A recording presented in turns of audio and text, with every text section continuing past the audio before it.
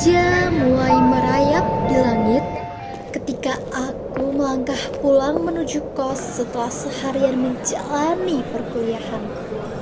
Seperti biasa, aku melewati gang sempit yang sudah menjadi jalur rutinku. Jalanan sepi, hanya terdengar suara langkah kaki dan sesekali desiran angin yang menemani. Namun, tanpa aku sadari, ada sesuatu yang mengintai di depan sana. Di ujung gang, sosok itu berdiri diam. Bayangannya terlihat samar di bawah redupnya lampu jalan. Aku baru menyadari keberadaannya ketika matanya yang tajam terlihat berkilat dalam kegelapan. Seekor anjing. Bulunya terlihat sangat kotor, tubuhnya kurus, dan yang paling mencolok adalah busa yang menetes dari mulutnya. Naluriku langsung menegang. Seketika, anjing itu melompat ke arahku. Taringnya menganga, siap menerkam. Panik, aku berbalik dan berlari secepat yang ku bisa. Tapi usahaku sia-sia. Jarak kami terlalu dekat. Dan dalam sekejap, ku kenali sensasi tajam yang menembus kulitku. Rasa nyeri menjalar, tapi aku mengabaikannya. Hanya gigitan anjing. Tak mungkin sampai membahayakan, kan? Salah. Gigitan anjing yang kamu anggap sepele itu dapat berakibat fatal jika kamu abai. Ya, rabies. Penyakit dengan tingkat kematian 99,9% ini adalah momok yang tak boleh diabaikan. Menurut WHO, rabies adalah ancaman global yang menewaskan sekitar 59.000 orang setiap tahun. Penyakit rabies sendiri disebabkan oleh virus Lassa virus yang menyerang sistem saraf pusat melalui air liur hewan yang terinfeksi, seperti anjing, kucing, kera, babi, musang, dan rubah. Infeksi itu tertular melalui gigitan, cakaran, atau bahkan jilatan luka terbuka bisa menjadi jalannya masuk virus ini. Setelah gigitan anjing atau hewan pembawa rabies yang dianggap sepele, virus rabies telah diam-diam merayap masuk ke dalam tubuh. Masa inkubasinya bisa berlangsung antara 1 hingga 60 hari, bahkan lebih. Lamanya tergantung pada luka gigitan, lokasi, dan daya tahan tubuhmu. Masa inkubasi berakhir, gejala awal pun muncul.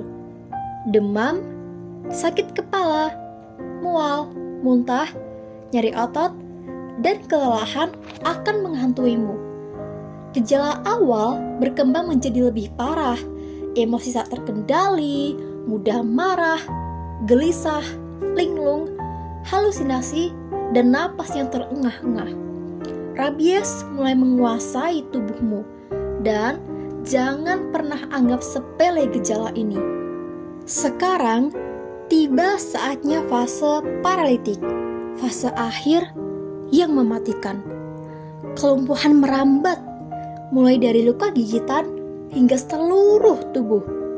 Rasa takut air yang luar biasa, produksi air liur yang berlebih, dan sensitivitas terhadap cahaya. Tubuhmu lumpuh, jiwamu terperangkap. Ketika gejala mencapai titik ini, kematian tak terhindarkan.